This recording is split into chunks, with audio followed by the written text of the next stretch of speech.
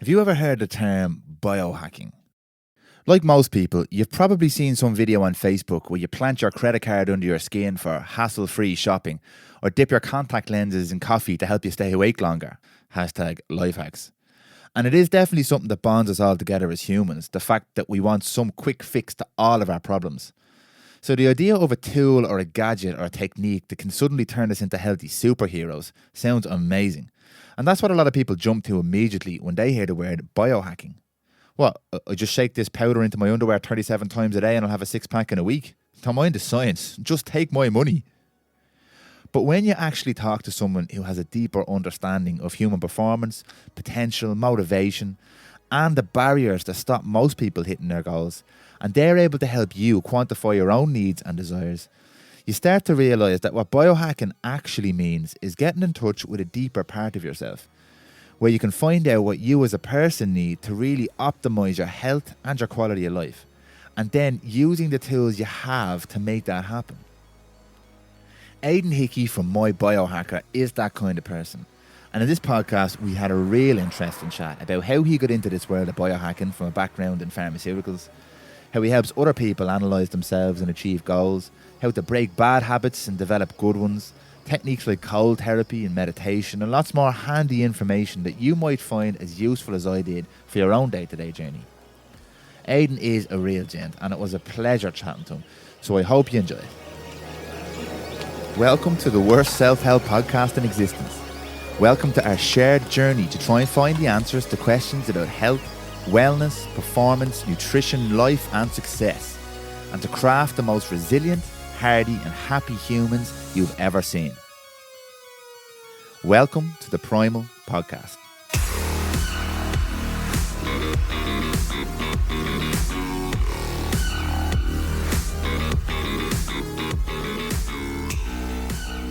Okay, Mr. Aidan Hickey from My BioHacker. Welcome to the Prymal podcast. Thanks very much for joining me here. Thank you very much, Dan. Thanks for inviting me here. Not a problem. I appreciate you coming in. Aidan, so what I'm going to do to start off here today, and I tend to do this in some of our podcasts, is to give just a little bit of background into the conversation and what we're going to talk about. And then I'm going to ask you to give a bit of an introduction to yourself and your journey, if that's okay with you. Sure, yeah. So the topic of today's conversation or discussion is going to be biohacking. And that's going to raise red flags for some people. It's going to have some people rolling their eyes. It's going to get a lot of reaction out of biohacking. But I think biohacking is one of those things that started off as obviously some sort of new development, using all different kind of techniques and treatments and tools and all sorts of stuff. Became quite pop culture-y for a while, and which is where the eye rolling comes in. And then I think nowadays it's come full circle again as something that can really help people get a hold of their own health or performance or lifestyle traits and things like that. But you're obviously heavily involved in this and have a lot of experience in this. So would you mind giving us two pieces of information here? Number one, your take on biohacking and what it is and where it came from. And then maybe just a little bit of information about you and your background, because I know you personally came from a totally different background and environment than this and worked your way into it. So maybe you could give us just a bit of a surround to all of the information there, if you don't mind. Sure, yeah. Well, biohacking itself, as I define it, is about taking charge of your own biology. So it's optimizing your own biology. So if you look up biohacking in a dictionary, it's not really defined yet. There's all sorts of definitions there.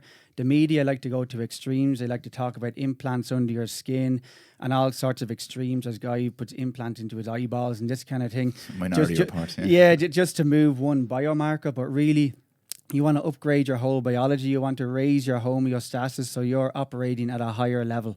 So that's generally where it goes. In terms of what got me into biohacking, I mean, I am a guy from Meath. I played Gaelic football. I went to college. It's quite a regular story. I worked in pharmaceuticals. But I was always looking for what is the best training method? Why am I doing laps of the pitch? Was that the best way to train or not? What's the best diet? I mean, I'm looking at ads on the TV. It says you should eat cereal for breakfast. And then I go, well, maybe that's not the best way to eat, you know? So I came across a few articles about biohacking, and it stepped into very different areas that were even into like you could go in as far as magic mushrooms, or you can just go as far as healthy diets. But it seemed to cut straight to the answer quicker than anything else out there. It was like a clean slate, a scientific approach, an individualized approach to get people towards the answer that'll work for them on an individual level. Okay. Very good explanation there. So I'm gonna bring one thing up straight away, because I discussed it very recently with Owen Lacey, and anyone who's heard that podcast will know what I'm talking about here.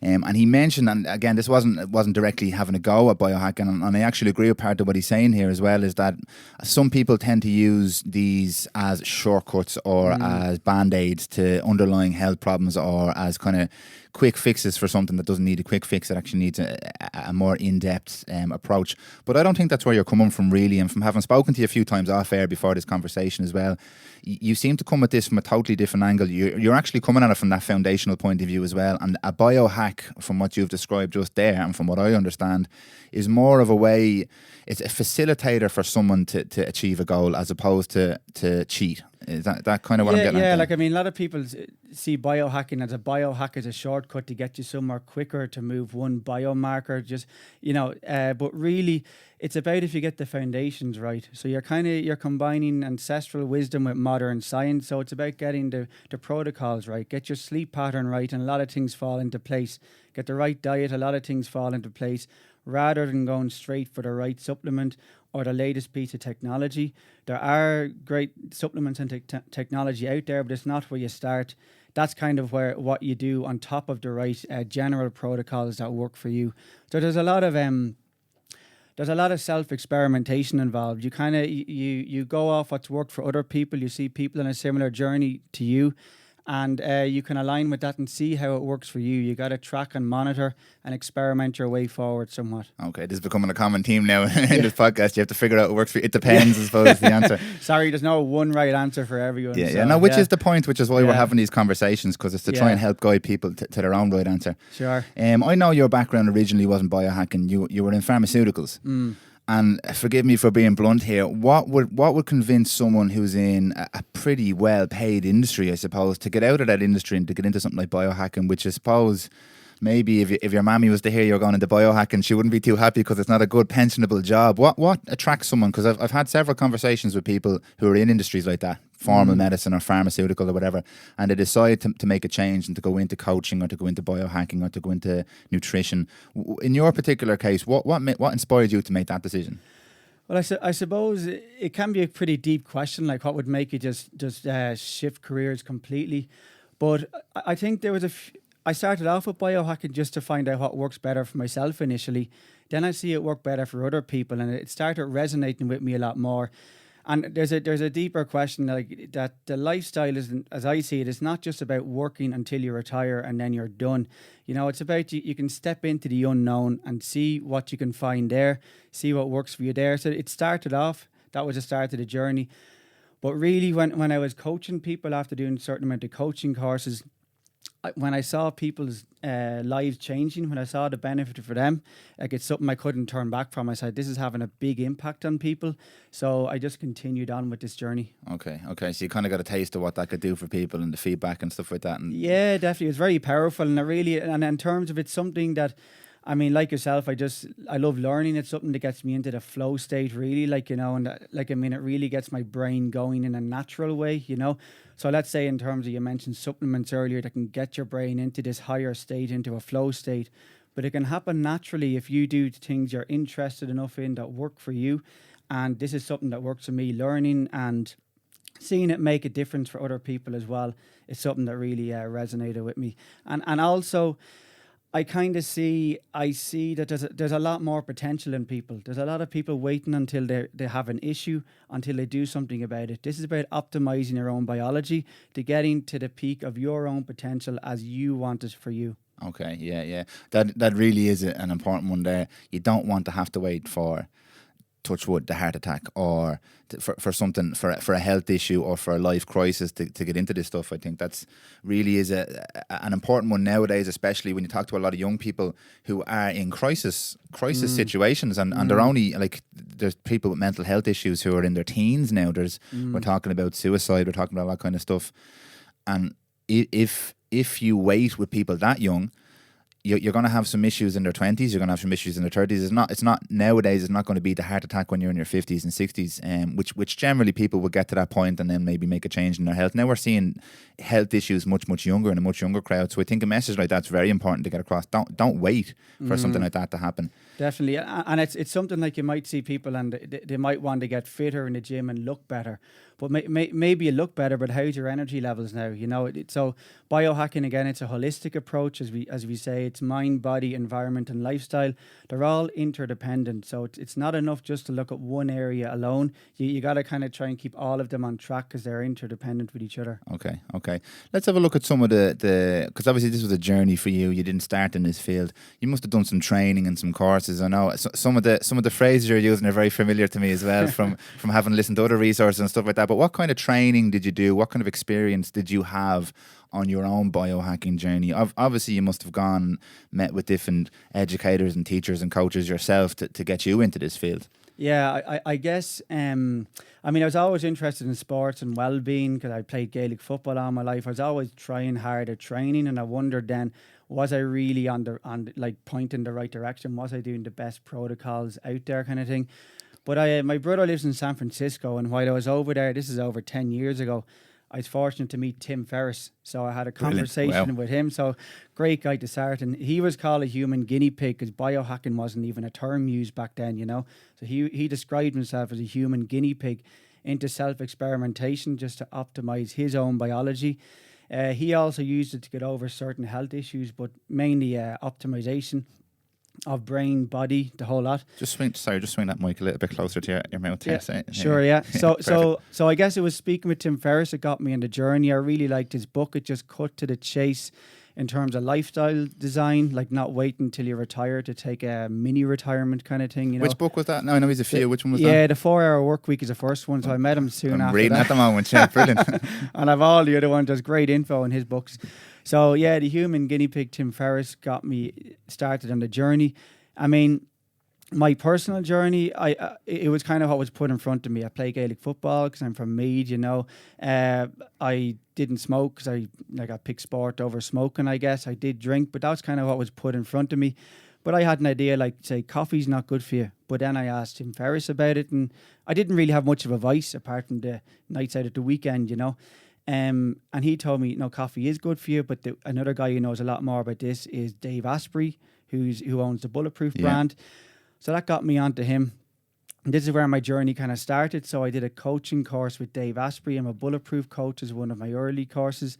That's like it's a holistic approach again, into all things health and well-being. And that actually focuses more on the softer side of things. So rather than just like training protocols, how to get fitter, it delved into the unknowns for me, like, you know, how, like your emo diversity and these kind of things, like, and how to control your emotions and these kind of areas as well, you know, or what are success traits for people, what's worked for successful people in the world.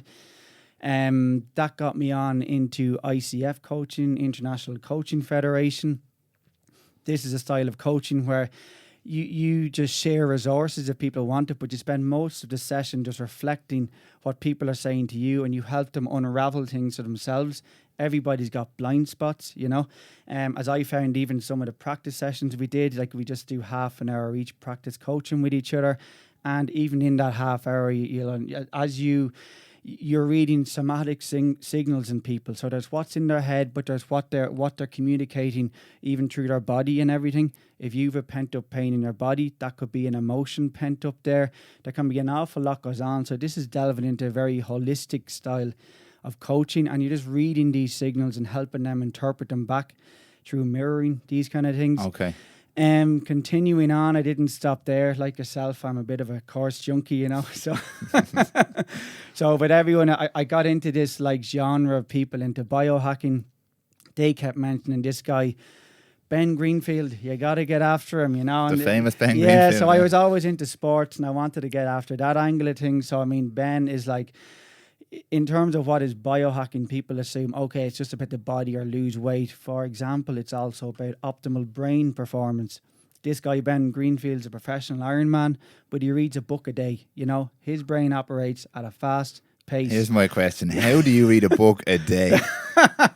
Audio books or something? Yeah. Good lifestyle nutrition is a bit of the way, but it's phenomenal. But if listening to him, getting live lectures from him and live calls from him, I mean, he operates at a pace, you know. I normally listen to audio books at 1.5, 2 speed, depends what it is. With his lectures, I had to bring it back to like less than 1 speed, half speed sometimes. Because they're too dense in information. There's so many terms, but just to understand everything, to help my learning and to make sure I understood all of what he was talking about, I just had to go through it slowly and soak up all the information, you know. Yeah. But he's a great guy to define what biohacking really about, because he shows a holistic approach going on, you know, in terms of his lifestyle as well. He's very family orientated and these kind of things. Like I said, professional Ironman, brain is going 100 miles an hour constantly from all of what I've seen. But of course I didn't stop there. Mark Sisson's another great guy. I'm in these circles now, and I'm just, you're in a bubble, and people keep mentioning, certain people will resonate with me, people that are willing to share the information that works, that actually want you to progress forward, you know. So Mark Sisson's a great guy for diet. He's a great communicator. So I did his course a lot to help me with my coaching in terms of communicating, just what can get people started and a bit more. Like Ben Greenfield is very deep. A lot of stuff is very deep, but really, really good info. And not stopping there, but I'll just try one more. Keep going, yeah. We've no time limit, don't worry. Yeah, my career break had no time limit, but there we go. But so Professor BJ Fogg of Stanford University, he's head of the behavior design labs there. So I had all this content in terms of how people could biohack their lives, how they could raise their own biology to operate at a higher level. But it's not enough just to give people the information. They also need to bring this into their lifestyle via habits, you know. So I got direct coaching from him in terms of how to help people incorporate new habits into their lives. I found his stuff phenomenally interesting, really effective for people. So there's great protocols there as well. So coming back in terms of what I do, coaching people and that kind of thing, I'll put all these courses together. You start off figuring out, where do people want to go? So this starts off with, okay, you say you want to lose weight, but really, is it sports performance you really want, or do you want to be healthier, or what's really going on? Is that what you really want? Because when you say that, you don't seem too animated, but when you talk about acting, for example, you're really animated. So I mean, there's signals here, you know, what's going on there, and you want to make sure you're pointing the right direction before you start running, you know. Yeah.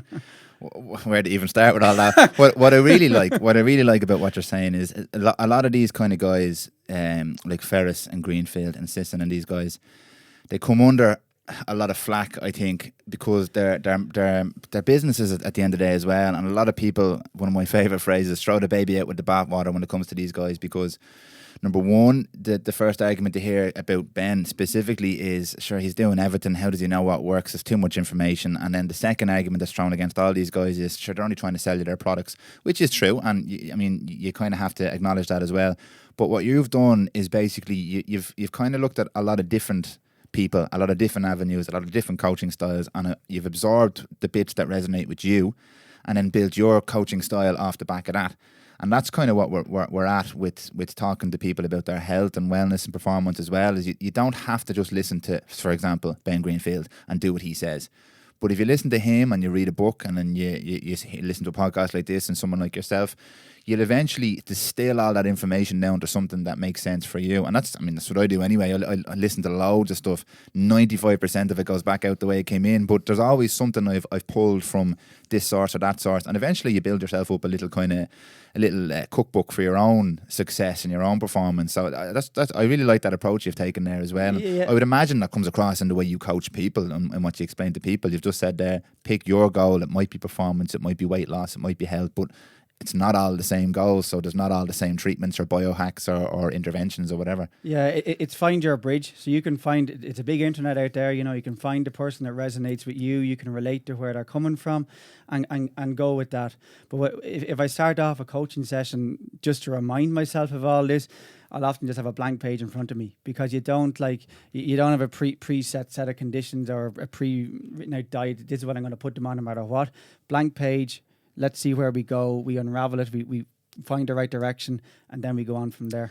Yeah. No, I like that. And what like biohacking is the term you use, but what are some of the interventions, maybe I can call them interventions, that you use? What are some of the techniques you would teach, and the I don't know, do you get into the world of supplements and things like that? Do you get into diet, or is it all more behavioral? Is it, how do you approach that kind of thing? I mean, it starts off by what are the client's goals, you know? So if it's weight loss, for example, well, it depends where they're at.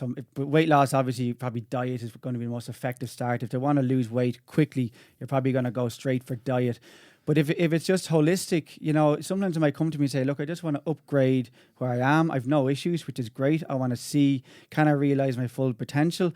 We might look at goal setting. And then, I mean, in terms of health, like something like sleep is underlying for everything. They don't even know how important it is yet. They're still researching this, but it's very important.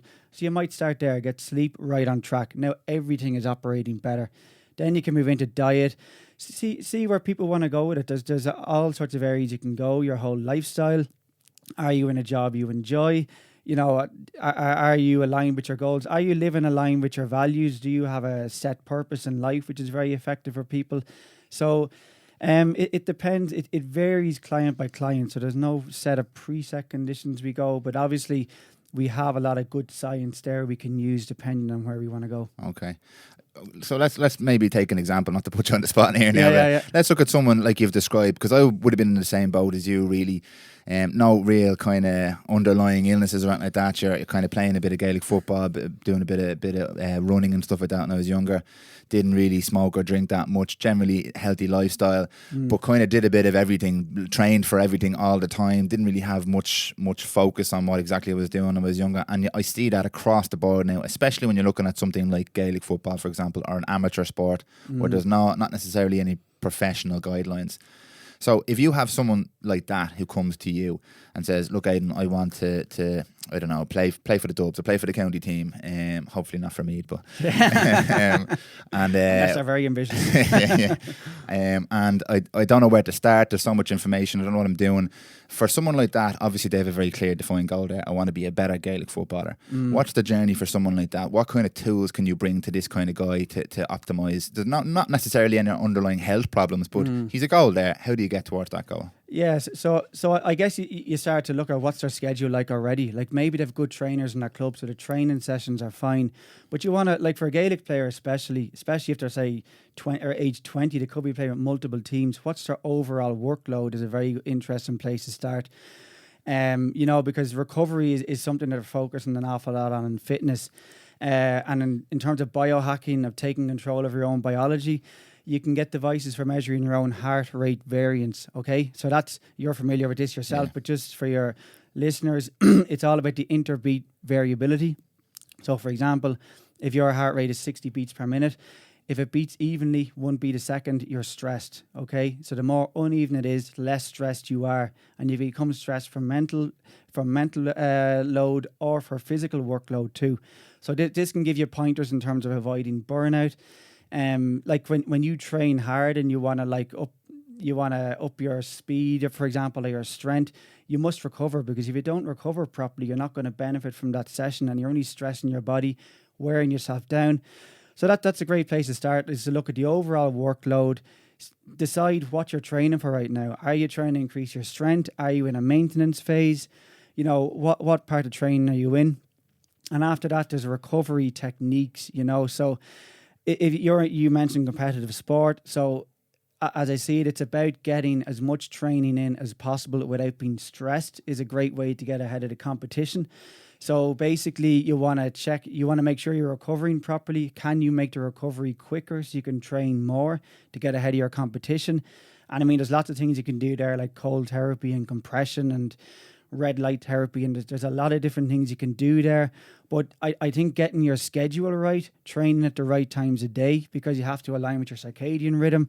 When you're stressed, you're more stressed in the morning. So training hard in the morning, not so good. Stress on stress, So there's ways of making it easy for yourself, better for yourself, and know what you're trying to do when you're doing it. Because even myself playing club football for a tote, I was sometimes training hard but a bit aimless. I might get to a good fitness level very early in the year, but then it would start to wane off, because you might need to periodise thing for a Gaelic football season is very long. 10 months. I mean, it's unbelievably long. So you got to, as I see, you got to phase these things. And also, just to add to the picture, it's you got to individualize this, because it's different for different people. And you got to get your nutrition aligned for different people. Like, for example, I'm quick at metabolizing caffeine, for example, but some people might be slower. So there's a lot there. There's a lot we could go into there, but that's a general start. Look at the overall schedule, I think, and then pick your target and then work from there. And there's a lot of ways you can tweak it, but get the foundations right is my shorter answer. That's a nice one, yeah. That's actually, it's a great way to illustrate the initial point we made there about biohacking and band-aids and stuff as well, because you mentioned HRV, which is obviously a relatively high level marker for people for recovery. But even before you're measuring HRV, I see you have an Oura ring on there and you get different devices. Stress, you can measure stress a lot of different ways, and people can recognize it if you're not recovering, if your energy is low for the next session, if you can't train multiple sessions in a row, if your mood is low, if you're not sleeping right, if your appetite is all over the place. There's a million different ways of recognizing your body's under stress. And then you also have HRV and you have these higher markers as well. So that's kind of where I would see the marrying of your foundational stuff and your biohacking as well. And if you can sort out, you mentioned sleep at the start, one of the most important kind of factors there. If you can sort out your sleep, for example, the chances are you're going to feel a bit better, recover a bit better. If you still feel like you need a bit of an edge, you can get yourself a device, measure your HRV and fine tune it as well, especially if you're going for something like county level football or elite sports, whatever it might be. So that just kind of makes that point really nicely about the crossover between biohacking and your general functional health and just your common sense, I suppose. Yeah, I'm wondering, just to reinforce that point, we look at ancestral protocols. There was no technology in ancestral times apart from a club and a fire. So but that's part of what we use, biology, since the beginning of time, we've always had the sun involved in biology. So the circadian rhythm is very much tied to the sun. Waking up and sleeping aligned with the sun and the temperature profiles of the day as well. So that's just to reinforce. It's not, I mean, you can't, there is great technology as well, but like I said earlier, you finish off with supplements and technology just to go on top of good protocols, really. Okay. Yeah. Let me throw another little kind of a slightly different scenario at you then. Yeah. So we've looked at our athlete. Let's look at our normal non-athletic person, someone who has your 9 to 5, 9 to 6, whatever, and is struggling a little bit. And obviously the first place we want to start is your baselines and your sleep and your eating and all that. What about someone who has, because I spoke about this already, who has tried that and really cannot break through the barrier? This is another place I see that biohacking might be useful. Excuse me. Is that somebody who has really put the effort in and tried to make the changes to their lifestyle and it's not working for them. Sometimes a biohack or a medical treatment or something can give you that nice little leg up that you might need, just that little boost to get you into the mode where you have the motivation and the energy to do all these other kind of baseline things. Is that something that you would do as well? Would you have, say you have, I'll give you another example here, that a young female maybe in her mid-30s who's had a child, who has a full-time job and all the bits and bobs that surround that, and she's generally relatively healthy, but energy is low, mood is low, really struggles with the eating well and the sleeping well, cannot get into it. What kind of stuff would you look at in someone like that then? So she doesn't have a particular sports goal or performance goal, but she wants to feel better. She wants to have energy to play with the kids. She wants to be able to do her job well.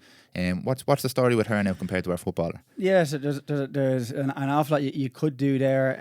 I suppose, I mean, you've got to enjoy this biohacking journey as well, because it's a lifelong journey, really. Like, I'm learning. It's not a quick fix, yeah. No, I'm learning. I'll always be learning, and my goals will change, so I'll keep moving. And you got to enjoy the moves, experiment a certain amount, and see what works for you. So, for example, that lady who's her energy's a bit low and she's struggling with her diet and these kind of things, well, you could incorporate something like intermittent fasting, which you're well aware of, which is you're watching your eating window, you're compressing that. Now, the mistake people often make is they end up eating less calories because they're eating for less time. Keep the calories up to what it was, but just compress your eating window. What you could do there is you could try something like a bulletproof coffee in the morning, which is instead of just coffee to perk up your brain a bit, it's coffee with butter and concentrated coconut oil. Now, there's a little bit of a slight bit of a fun factor to this because it's a bit novel and new, but you will get an extra brain kick from all that. You've got the caffeine, you've got the good fats, you've got the short chain fatty acids. And when you metabolize this, you'll actually get a byproduct of ketones. So you get a little bit of the ketosis effect off this. So great for brain performance. Some people argue you're still fasting when you take the bulletproof coffee. A lot of people say not really. Either or, it works a certain amount for where her goals are at. This could be an effective breakfast. She could experiment with this. How does it work for you? Do you enjoy it? Your brain performance is better. Maybe your energy is better now. You're still on the keto diet if you're going down that road. So that's a way to go. And I mean, there's a lot you can look at. If her energy is low, if I had to guess straight off, I'd start looking at, say, stress and like, is she having a calm start to the day? Keep that phone in airplane mode, Yeah. Start of the day, end of the day. So that's a great thing to do. But like I said earlier, all these areas are interdependent, So this is why you're looking at stress, you're looking at sleep, you're looking at diet, you're looking at exercise, you're looking at lifestyle, you're looking at who you're hanging out with. Do you enjoy your job? All these kind of things, you got to tie them all together because they're all interdependent. And if one area is weak, it'll drag the rest down. So we're looking at the holistic picture. Yeah, I like you saved it in the end. I like the way you came full circle there because I was going to dive in on top of you. Again, a really great way of illustrating the point because for that particular lady, a bulletproof coffee might be a great step up for in the morning, or it might be a disaster depending on her particular makeup. So, obviously things like blood profiles and all that are going to differ from person to person. So, and I'm sure everyone understands this. This is not intended as advice for anybody, but it's an example of what you could do with somebody, which is really, really interesting and really excellent. Hi guys, just a little break from the show to remind you that today's guest is Aidan Hickey from My BioHacker. And today we're chatting about biohacking and how to start understanding the many ways that you can get in touch with your body's individual needs and requirements, and some of the techniques you can use to start working on your well-being. If you'd like to learn more about anything we cover in this episode, you can get in touch with the team at podcast@prymal.ie. Follow us on Facebook and Instagram at Prymal Pro, Prymal with a Y. And everything we mentioned will be available in the show notes over at www.prymal.ie/Aidan Hickey. Your own kind of day, because I know from my point of view, I've said this before and I'll say it again, I'm great at preaching, not so great at practicing. Like in general, I've developed some good habits over the last while, but in terms of your own day, do you apply a lot of this to yourself? Have you learned a lot about your own health and your own performance from your journey so far? Is it mostly applied to your clients, or are you able to, does Aidan Hickey have the perfect day, for example, or a pretty good day most days because you're applying some of this knowledge that you know? I always aim for a pretty good day at least, But it's something I'm constantly tweaking as I go. Like, for example, when I was working from home or setting up my own business, my day wasn't so structured. And then I was starting to look at, well, what's the optimal day here? And I was getting tracking devices with varying scores. So like scores on the board, that works for me. Type A personality, maybe.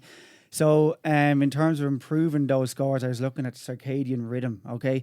And what is my optimal sleep pattern, So I experimented with, I was reading about this, like maybe I'm suited to an early riser, so I should get up early because I'm a go-getter, And I thought, but then really I'm actually, as I saw my sleep scores, I have a lot of deep sleep at the start of the night and then REM sleep like late in the morning, like not late in the morning, but like towards 8 o'clock when it could be getting up. So that says to me I'll have a better sleep if I sleep in a little, go to bed a bit later maybe. But I still tweak this as I go. I kind of know my routines in terms of fitness training. I want the most bang for my buck. So I go to the gym, I go as hard as I can for as short a time as I can, the most effective dose possible. So I'm always looking at that. And what I love to do there is just chuck myself into a random CrossFit session. Don't know what it's going to be and just deal with it, Yeah, just manage it. So the curveballs are very effective. You got to keep yourself on your toes. Muscle-wise, similar to brain-wise. You want to do things in terms of brain health and performance. You want to do things that make you feel uncomfortable now and again. So put yourself up on stage and sing a song now and again, or whatever. But something like this once every few months is a great protocol in terms of brain health and brain performance. Yeah. So I'm constantly challenging myself. I'm constantly optimizing my own protocols. But I also see a lot that's working for other people. Some things don't apply for me. They work really well for other people. And I see that's why they put it in the course, you know? Yeah. So, and I really love the habits coaching. I find that really interesting. That really gets my brain going. So I love kind of brainstorming and figuring out habits for people to make something's not happening for them. We find a way to make it happen, and there's great protocols there we can work on. Yeah, I mean, stuff you're saying there is resonating with me anyway, because there's two examples I'll give you. One is we're doing it right now, this podcast thing. Anyone who knows me knows I have my own opinions and I can be a little bit pig-headed sometimes, but I never liked really being outspoken about it unless I was asked to get involved in something. For example, with the football team now, I have no problem. People be rolling their eyes whenever I open my mouth, but going on mic and having a conversation was one of those things of, no, don't like that, outside my comfort zone. But when I started doing it, there was bits of my brain were lighting up going, I'm doing something different. This is nervy. People mightn't like it. It might be brutal, but it's giving me something here. I'm stepping outside the boundaries of what is the happy, normal, quiet day for me, and doing something and exposing myself a little bit. And then recently enough there, again, more eye rolls becoming with this. I started, because this is one of these kind of modern phenomenon. A lot of people have started doing this indoor climbing or bouldering. And I started that with a couple of friends of mine late last year, I think. And you're probably the same as me, like your physical activity. You feel you're pretty capable to anything you throw your hand at, you'd be able to try it anyway. With an athletic background. Swing a hurley. You could swing a hurley, yeah, or climb a rope or whatever they throw at you. But I did this bouldering thing, and there's such a technical aspect to this. There's a physical aspect as well, which is grand, but you get to a level where you're brutal at it. And you have there's quite potential for growth there. You can get better at the early stages quite quickly if you have the physical tools to do it. And then you hit a point where you need skill. You have to develop new skills, and you're totally out of your comfort zone. You're up on this wall. There's people looking at you. There's kids who are 2 and 3 and they're flying up by you, and you're not good at it. But I came home after that first session buzzing. Absolutely. My brain again was lit up, because it was like, here's something you haven't ever done before. You thought you were good at it, you're not, but you're trying it anyway, and you're getting real rewards from it. So I think when you feel something, like I've been hooked ever since now, I've been going regularly since. But when you do something like that, I think, and you get that buzz in the brain, two things happen. One, you realise, hold on, it wasn't actually that bad. It wasn't that scary. Like those things you think are going to be real scary, they're not actually that bad. And then number two, your brain is like, and we're learning a new skill here, and that's what I'm designed for. So keep doing that, please. I'll keep pressing the happy button if you keep doing this thing. So what you're saying there makes a lot of sense. And there's a few things there, like about like going back to ancestral protocols. Like our ancestors, going back to hunter-gatherer days, they weren't specialists. They were generalists. They had to be able to do everything for themselves. So you align with what humans are doing for millions of years, not just since 10,000 years ago when we'd farming and convenience popped up. Align with what we are for millions of years. That's your physiology. That's what will work best for you.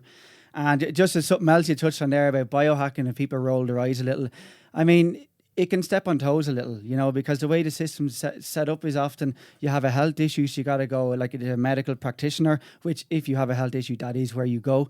But this is about optimizing your own health. It's about not waiting for that. And biohacking, in a way, you're kind of, as I say, it's like the rise of the expert generalist, okay? So it's not just, you've got specialists in different areas, but you got to connect these areas together. Like, just nutrition isn't the whole answer. Just training isn't the whole answer.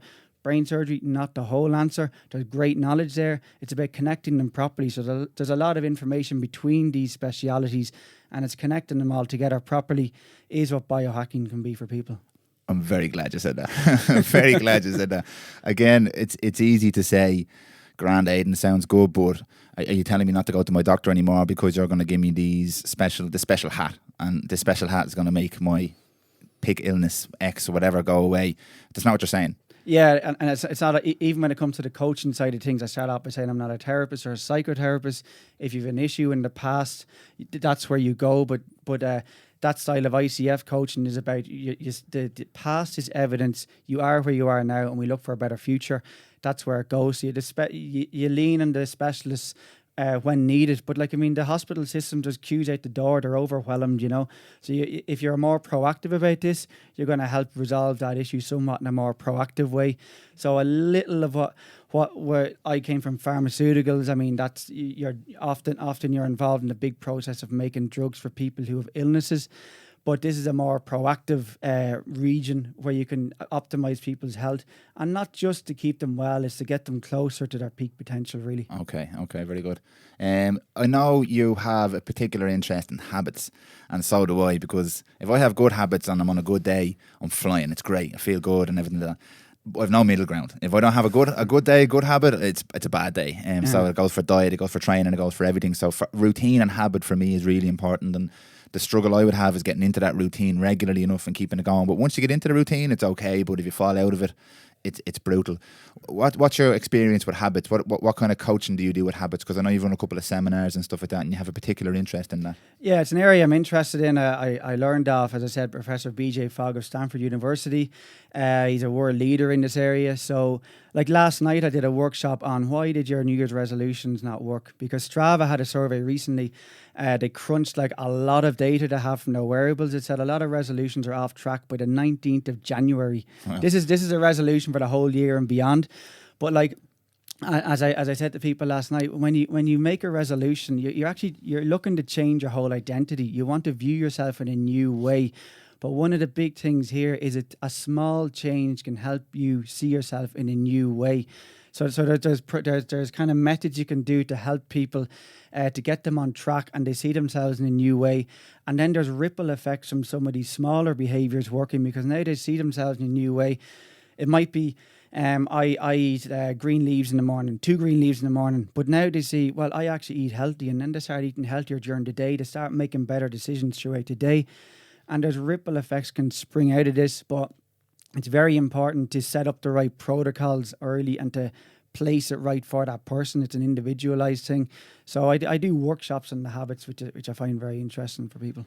Why this is a really important one for me, because again, it's where I see a lot of people, myself included, fall down when it comes to like there's loads of really, really good information in conversations like this.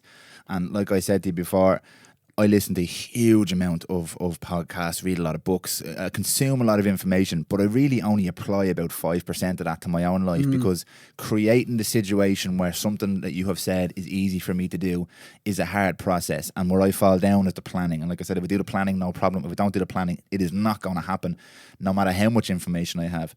So it's kind of like do as I say, not as I do. Yeah, but I'd actually, sorry to butt in, but yeah, I just say... like you're probably in a small percent where you kind of decide to do something and you'll do it, like you plan it and you'll do it. But for 90% plus of people, that's not enough either. So one powerful move is to attach an emotion to a habit. So if you, like you said, when you feel like things are rolling, you feel successful, that it's things start working for you and everything starts working. So it's very important to make a client feel successful, even in a small way. Our emotions will help with automaticity of habits. So this can help people, and like I said, there'll be a ripple effects into other areas of life then. Okay. I can't remember the name of the book. It's The Power of Habit or Breaking the Habit or something like that. Okay. But what I saw, the diagram used throughout the book to illustrate this was a feedback loop. And usually there's some sort of positive or negative feedback, I suppose.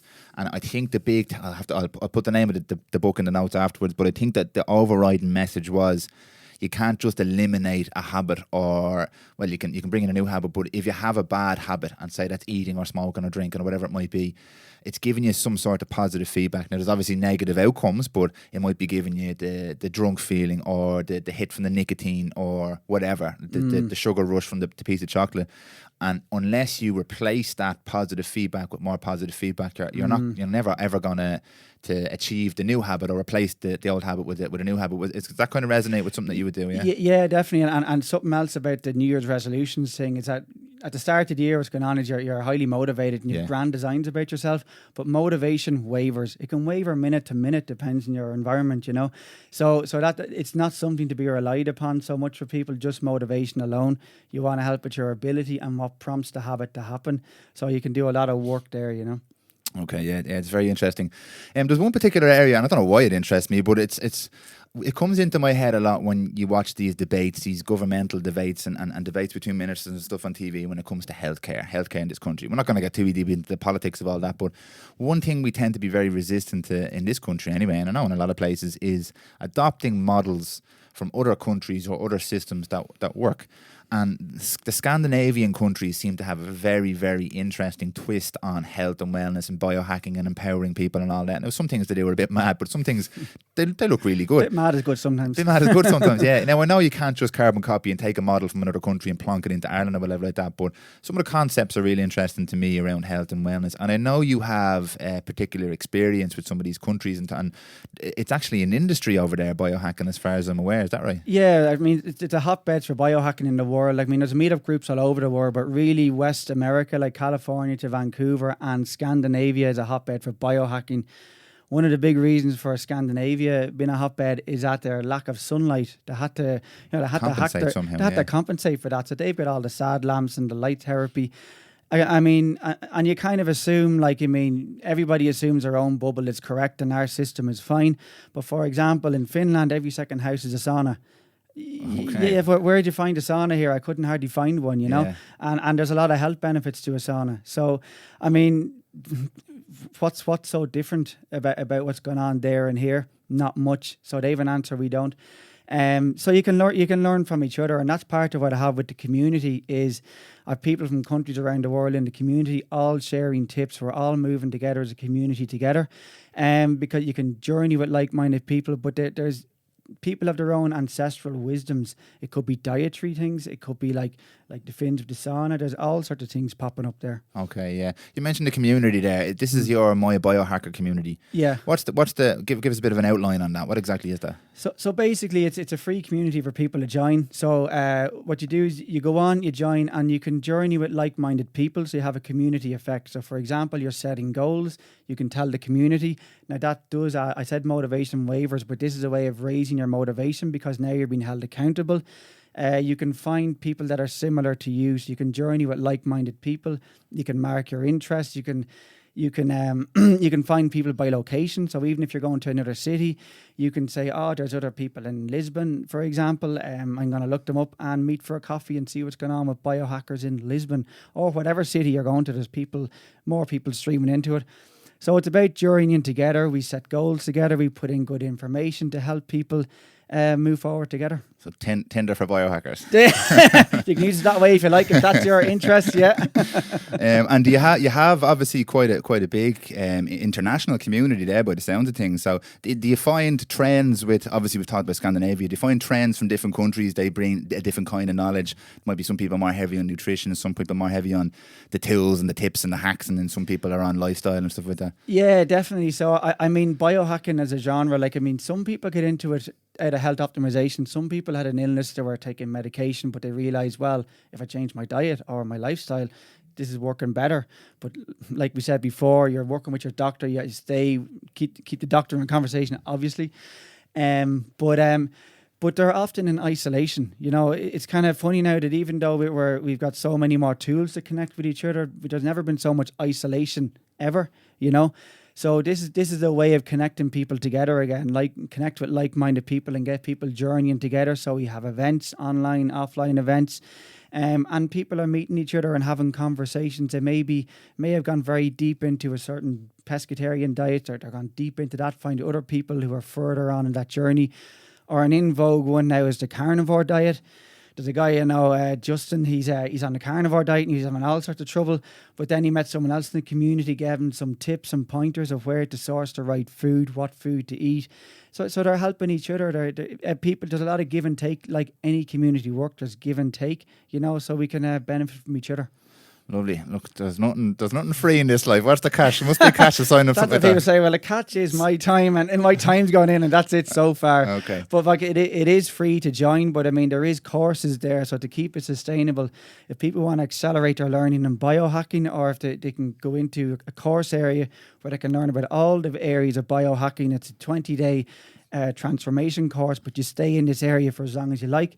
You journey with those people specifically, and we take you through protocols to get all areas of life basically up to a higher level. Okay, very interesting. There's two things you've mentioned one of them already, and it's a kind of a hot topic at the moment, hot and cold. So you have your sauna and your infrared sauna specifically. I know there's some kind of health benefits being touted to infrared sauna and really being promoted by a lot of the people in this community. As I said, it's difficult enough to find an infrared sauna in Ireland, but and then the other one you have is cold immersion, and you have guys like Wim Hof. Wim Hof is the name everybody knows. A lot of people have done the course. A lot of people have done the trek up the mountain in the underwear and all that kind of stuff. But it really is fascinating when you look at those different, like hot and cold. Hot and cold is everywhere, but people don't really understand the benefits of it, or the dangers of it as well if you don't do it right. And not every sauna is the same, and not every infrared sauna is the same, and not every cold immersion is the same, and there's different ways of doing this. But would that be something that you would have an interest in, or an expertise in, or a knowledge around the sauna and the kind of cold immersion? Yeah, that's definitely part of the protocols we use with people, because there's so many benefits to this. Like with anything, you try something that's working for other people, that has good science behind it already, and self-experiment forward and note how it's working for you.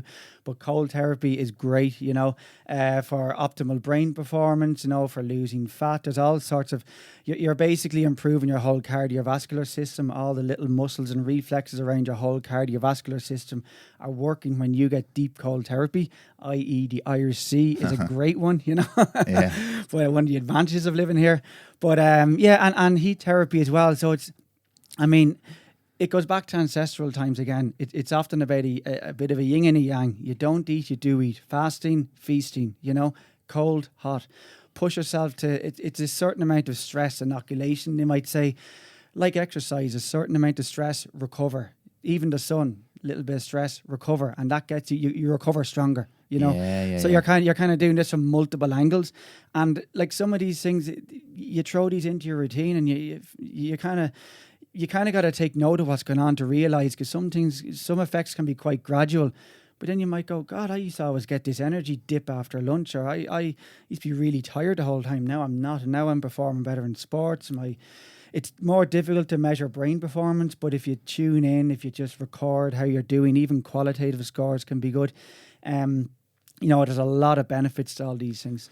This is why I love these conversations, because without even saying it, you've brought to the surface kind of one of the core issues that a lot of people encounter. You're talking about kind of contrast there between stepping outside your comfort zone and being comfortable, between challenging yourself and recovering, between if it's an exercise point of view, pushing really hard and then slowing it right back down, hot and cold, blah, blah, blah. And one of the common themes you see with a lot of people nowadays is just that grey middle ground that never changes, and it's constant micro stress. There's not too many, well, obviously there's macro stresses in everyone's life, but constant micro stress. The boss is at you, the food's not good, you maybe have a bad habit or two, you're not sleeping well, constant micro stress, and never have the outside the comfort zone, real push hard, and never have the recovery, the absolute recovery, and the me time and the meditation and the breathing and all that kind of stuff. It's just that central zone where most people are happy to exist. I fall into that trap all the time. You're kind of just cruising, you're on cruise control. But nowadays, cruise control isn't I'll be fine. Cruise control is I'm slowly deteriorating, and I'm just accepting that,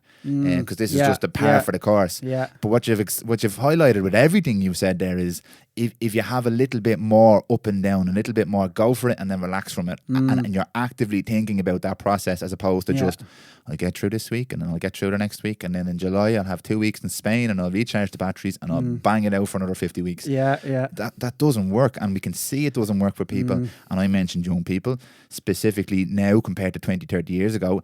They're now in this bracket of grey area as well, because now it's the stress of college and the stress of social life and the stress of social media and the stress of being compared to other people and the stress of loss of identity, but there's no decision made to, right, this is what I'm going to do. I know, and again, more eye rolling, here we come. I know Rogan talks about this all the time. He puts himself in an uncomfortable position regularly to get himself out of that comfort zone, and everything else by contrast seems manageable and easy. And then he has his recovery, and I know he's mad, and he sits in the chair like this and he's like, tell me this thing you do for recovery, now tell me that thing you do for, and so he's building his own program. And I think it's as much as people laugh, it's a good model, because you have something that challenges yourself. It happens to be good for you because it's mobility and exercise and movement, which is what we're designed for. And then you have your recovery strategies, evidence Aidan's not going to be the same. Mine's not going to be the same as Rogan's or the same as yours or Greenfields or whatever. But that's what the people who seem to be doing well are all saying kind of the same thing. Yeah. It's that same model. And it all comes back down to that one thing that we all fail at and I fail at, and it's planning it and having a goal and a plan. Yeah, and it's one thing that it's kind of like, you know, making too deep, but you're either moving forward or backward. You're living or you're dying. So sitting in this grey sitting in this grey area in a comfort zone, you're going backwards. You know, you have to push. You keep pushing yourself. You keep learning. You know, you keep challenging yourself constantly for life. Yeah, that's it. Yeah. Sorry, leave the throw whatever you want in the couch. You don't need it anymore. But you know, that's a way to go. You know, that's how I see things going. Constantly learning. It's a better way to be. You perform better and you'll feel better generally. Yeah. But just to touch on one other thing, you said about like say stress, and maybe I might if I had a stressful day or whatever, I could go to the gym and that'll work for me. But for other people, that might be have a walk in nature or something else. So you find what works for you. Self-experiment, see what works for you, and there you go. Yeah. Well, once again, you jumped in. You got me before I was going to say it, because it's important to find that thing, because exercise. This can come across as I'm telling you what to do and quite condescending. And you're obviously very well educated in this, and I have a huge interest in this. So we can kind of pull ideas from different places relatively easy. But like you said, that might be something really simple for someone. But the fact that they decide, right, on Wednesday, every Wednesday, I'm going to go to the beach and I'm going to walk there for 30 minutes. That's your thing. That's your plan. It's one thing, and you can do it and you can manage it. You don't have to go and jump into a brutal 30-minute CrossFit workout or buy a HRV monitor or anything like that. Yeah. But just making that one decision to go for the walk on the beach, and that might be your thing, and that might relieve the stress. Or if you're a painter and you've forgotten your painting because you're too busy with the job, put aside 20 minutes and paint something. It could be anything. It could be a cup of coffee on the table, but paint it and see what happens. See what happens, because they're those little things. I was always, before I knew any of this, I was always big, and I always used to think maybe I'm being a bit selfish here, but if I had a cup of tea, I would spend 5 minutes to be like, I love this cup of tea. This is a deadly cup of tea. And I genuinely mean it. Savor the moment. Yeah, savor the moment, yeah. And my girlfriend one. would be saying, like, you can't be so simple that there's nothing in your head but that cup of tea or what you're having for dinner. And I'm like, do you know what? There is, because that's an escape for me. It gives me the 5 minutes to kind of recover and calm down. And then when I'm back from that, I feel energized. I've done nothing. I've been sitting staring at the steam coming off a cup of tea. But you also have an advantage being male, that multitasking is not a strength. So I'm very careful. You know, very careful. I'm not even going to touch that one. I'm going to leave that one hanging around the room there. Yeah, that's not for me. That's a very, very nice takeaway message there for people, is that whatever it is, find one small thing and try that one small. It mightn't work. Look, the first thing probably won't even work. But then try another small thing. And then at the end of the year, you might have 5 small things, and there's your routine. Bada bing, bada boom. You're done. You're at a higher level. Super you. You're super. Yeah. You're what's a hashtag woke. Yeah. Stick that in there. One last little thing before I let you go, Aidan, a little fanboy thing from me. I know when you were over training in a lot of the training you did was over in the States. I know you visited the Onnit facility. For some reason, Onnit does this to me. I turn into a little fangirl. The concept is really cool for me. They have obviously I know they push a lot of products and stuff like that. I don't know anything about the products, if they're good or bad, never tried them, but they have this gym, they have this concept. It's all about being the best you can be and applying your knowledge and training and fitness. You visit the facility when you're over there, didn't you? What's it like? Yeah, well, I got my pictures with people there, and Joe Rogan's picture on the wall, picture beside that, you know. Didn't meet him, but I mean, it's they in terms of biohacking, their brand falls under that umbrella a good amount. Like, you know, a lot of their supplements are natural supplements. You know, they don't go for pharmaceuticals. Yeah. But for example, medicinal mushrooms or brain nootropics, like supplements that are good for your brain. Alpha Brain is one of the good ones. You hear about all the time. Yeah. So like all those things are there. You can buy their t-shirts if you're a fanboy. So yes, days. I fell into that trap. 50 quid for the t-shirt. Fell into that trap too, most definitely. Coach Owen, I know him in there. He did the Keon course with me as well. Okay. So did a training session with him, which is pretty brutal. I can imagine, it was meant to be a holiday, you know. But so I mean, it's but I mean that's the thing. When I often wondered, like, as a guy playing GAA, and then I say, well, what are they not telling me? What are the professionals doing I'm not doing? Yeah. So I don't think it's that different, really. They just have it's specific, a bit more structured and on track, and they kind of know why they're doing it and what they're doing. So you can kind of see, you know, the gear that's there, it's an iconic gym, so it's something. I think it's just going to get bigger. It'll always be there as an iconic gym, I think. Yeah, it's their catch. There's a few catchphrases I like. I'm a sucker for a good catchphrase. Human optimization. Yeah, that's a great one. Like, yeah, optimizing yourself, being your hitting your potential, I suppose. Yeah, as a human being. I know one of Greenfield's ones is better living through science. That's cool. Like, yeah, upgrade your biology. Use the tools around you. Yeah. No, that's kind of the biohacky stuff, the real nerdy stuff that really attracts me to it anyway. Yeah. It might kind of push other people away because they think, geez, it's very cliched, isn't it? And what those cliches are saying, again, we could be repeating things here a little, but it's not waiting for a health issue. You're optimizing what you have. You are where you are, and you want to optimize that and realize the fullest of your potential. That's where you're trying to go. Yeah. Aidan, fascinating conversation there, really, really good. First of all, just let me wish you the best of luck with the My BioHacker. I know you're getting into releasing your own podcast and stuff like that as well. You do a lot of coaching. If people are looking to get in contact with you specifically and maybe have a chat with you, whether they're going to be a client or not, if they just want more information, where can they find you? I suppose just go on the website, mybiohacker.com. Simple as that. There's a link for the community. Jump in, it's free, and you can just journey from there. Send me a message there, you'll see me there. Yeah, simple as that, really. On the social media bandwagon? Yeah, Instagram's rolling, My BioHacker. So, there too. Lovely stuff. Aidan, thank you very much for your time. We appreciate it. Lovely, thank you. Hopefully we'll have you back on again in the future with lots more interesting hints and tips for the guys. Sounds good. Enjoyed the conversation. Lovely. Cheers. Well, that was cool. I enjoyed that. If you'd like to get in touch with Aidan or the team here at Prymal, or if you have any questions, you can just head over to www.prymal.ie/Aidan Hickey for all the links, show notes and contact details. And if you enjoyed the show and you want to hear more, then you can follow us at Prymal Pro, PRYMALPRO, on Instagram and Facebook, and subscribe to the podcast on Apple Podcasts, Spotify, or whatever it is you get your podcasts. And if you think your friends or family would enjoy the chat, don't forget to pass it on. Thanks a mil for listening, guys, and we'll chat to you soon.